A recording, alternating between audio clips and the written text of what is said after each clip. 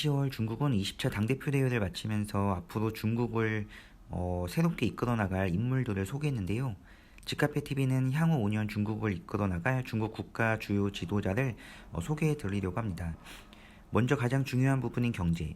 중국 경제가 전 세계에 미치는 영향력이 상당히 큰 상황이고 주식시장에 대한 영향력도 큰데요. 어떤 인물이 어떻게 중국 경제를 이끌어 나갈지 한번 알아볼 필요가 있을 것 같습니다. 새롭게 중국 경제를 이끌 차기 총리 내정자 리창을 분석해 보겠습니다. 과거 인터뷰를 보면 시장 역할을 강조했는데요. 꼭두각시 총리냐 친시장파 총리가 될 것인지 한번 알아보겠습니다. 세계 2대 경제 대국을 운영할 중국 차기 총리는 시진핑 사단으로 분류되는 리창 상하이 당서기로 내정됐는데요. 중앙행정 경험이 전무한 중국 최초의 비경제 전문가 총리, 이런 우려의 목소리가 있지만 또 한편으로는 중국 경제 허브인 창장 삼각주의 상하이 저장 장수 지역에서 성장 혹은 서기를 역임했던 중국 최초의 총리로 친기업적, 친시장적 관료라는 기대감도 있습니다. 한때 시진핑 중국 국가주석의 라이벌로 10년 임기 내내 견제를 받던 리커창 총리와는 달리 리창은 시진핑이 아끼는 부하인데요. 특히 리창의 친시장적인 이 행보는 시장보다 정부 역할을 중요시하는 시코노믹스, 시진핑 경제정책 색채를 좀 옅게 만들어주지 않냐는 관측도 있습니다. 과거 인터뷰 발언이 화제가 되기도 했는데요. 이런 인터뷰가 있었습니다. 정부가 모든 것을 다 간섭하는 집사가 돼서는 안 된다.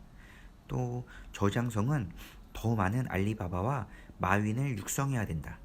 그리고 시장이 역할을 더 발휘할 수 있도록 해야지 정부가 발묘 조장해서는 안 된다. 이런 인터뷰가 있었습니다. 리창의 친시장, 친기업적 성향은 과거 연설이나 인터뷰 내용을 통해서 이렇게 파악해 볼 수 있는데요. 2013년 겨울 중국 내에 권위 있는 정치경제 전문 매체 차이신의 후슬리 전 편집장이 당시 저장성 성장이었던 리창을 인터뷰한 기사가 대표적인데요. 후슬리는 미국 경제주간지 포춘이 선정한 세계 50인 지도자 가운데 한 명으로 선정되는 등 중국 언론계에 가장 영향력 있는 인물로 꼽힙니다. 리창은 당시 인터뷰에서 중국 경제 성장 과정에서 민영 경제와 시장의 역할을 강조했는데요. 그는 민영 경제는 저장성 지역 경제의 최대 활력소, 또 민영 기업의 활력과 혁신력이 저장성의 민영 경제 발전을 좌지우지한다는 이런 발언을 좀 했습니다. 리창은 시장이 활기를 띠려면 기업이 많아야 한다. 그럼 경쟁이 더 많아지고 시장은 더 활기를 띠게 된다며 중소기업을 지원해서 시장을 활성화해야 한다고 했는데요. 특히 밸브를 열어서 물을 주려면 문턱을 낮춰야 한다고 교육, 의료 등 공공 서비스 시장에 민영 기업이 진출하는 것을 적극 지지했습니다. 그는 정부 역량에는 한계가 있는 만큼 민간의 힘으로 공공 서비스의 부족한 부분을 메워야 한다고 조언했는데요. 시진핑 주석에게 믿게 보였던 마윈 알리바바 창업주에 대한 칭찬도 했습니다. 마윈은 오로지 창업에 대한 열정만 갖고 빈손으로 창업했다며 그러한 창업가 정신만 있다면 무서울 게 없다고 높이 평가했습니다. 비대한 정부 기관을 개혁해야 한다고도 했는데요. 그는 정부 거버넌스 현대화를 강조하면서 정부가 할 일은 하되 효율적으로 해야 한다고 했습니다. 정부는 만능이 돼서는 안 된다며 특히 미시경제 활동에 대한 간섭을 줄여야 한다고 했습니다. 이 밖에 제도의 활력을 시장 사회의 활력으로 전환하려면 정부가 활력이 있어야 하고 이는 정부 스스로 개혁하는 것부터 시작된다고 했습니다.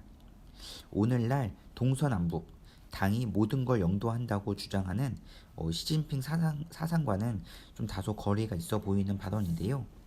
그는 저장 장수 상하이시 세계지방 정부의 수장을 맡으면서 현지 중국 기업인은 물론 다국적 기업인과도 긴밀하게 소통하며 친분을 쌓았습니다. 일반적으로 민간 경제가 발달한 이곳 관료들은 경제 운용 경험이 풍부하고 융통적이고 개방적이라는 평가를 받고 있는데요. 특히 상하이 서기 시절 굉장히 화려한 치적을 갖고 있는데 미중 갈등이 격화하던 2019년 시진핑 주석이 하이테크 기업 자금 조달의 중요성을 강조하면서 제창한 상하이판 나스닥 커창반이 리창의 진두 지휘 아래 상하이 거래소에서 일사천리로 출범했습니다. 미국 전기차 기업 테슬라 공장 투자를 상하이로 유치하는 데도 큰 공을 세웠는데요. 리창에 대한 현지 재계 평판도 나쁘지 않습니다. 글로벌 컨설팅 업체 중국 분석본부장은 파이낸셜 타임즈 FT에서 기업 친화적인 리창은 상하이 재계에서 평판이 나쁘지 않다고 말했습니다. FT는 리창의 지인들은 그를 상냥하고 친근하며 자신감 넘치는 사람으로 표현했다면서 유능하고 비즈니스 친화적인 인물이라고 소개했습니다. 사실 코로나19 사태 발발 이후 베이징 선전 등 타 대도시가 소규모 확진자 발생에도 도시를 봉쇄하는 등 강압적인 제로 코로나 정책을 시행할 때도 상하이는 줄곧 유연한 방역 정책을 선보였는데요. 코로나 확진자가 발생한 일부 지역만 타깃으로 정밀화 방역을 실시하는 방식입니다. 이를 통해서 방역이 지역 경제에 미치는 충격을 최소화했는데요. 한때 중국 언론들은 상하이 특색 방역 모델을 높이 평가하면서 이를 중국 전역으로 확산해야 한다고도 했습니다. 하지만 올봄 상하이에 갑작스럽게 코로나 확진자가 대규모로 발생하면서 상황은 좀 반전됐습니다. 결국 상하이는 도시 전체가 2달간 봉쇄되는 최악의 사태를 겪었는데요. 지역 경제는 마비됐고 리창이 그간 상하이 당서기로서 공들여 쌓은 업적과 명망은 한순간에 무너졌습니다. 그는 상하이 주민들의 불만과 원성을 사면서 신뢰를 잃었는데요.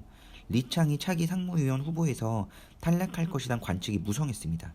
하지만 시진핑 주석은 여전히 리창을 중용하며 그를 차기 총리로 낙점했습니다.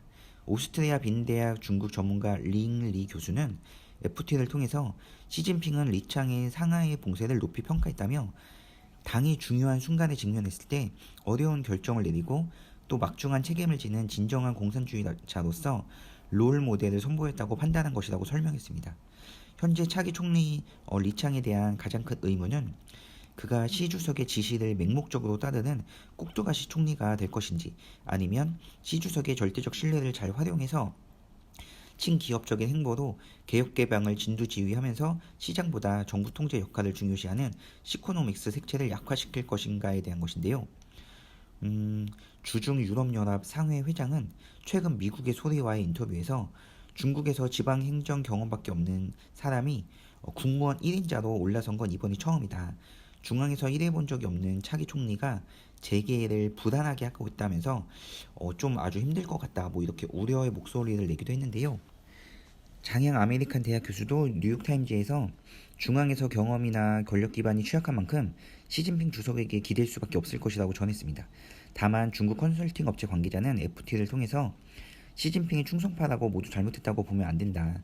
한때 시진핑의 라이벌로 견제를 받았던 리커창 총리와 달리 리창이 추진하는 친시장 친기업적 정책은 시진핑의 지지를 받을 것이라고 신중한 낙관론을 펼쳤습니다. 집카페TV는 계속해서 중국 정치 경제 특히 주식시장에 대한 소식을 잘 정리해서 전해드리겠습니다. 많은 관심 부탁드리며 구독과 좋아요도 부탁드립니다. 감사합니다.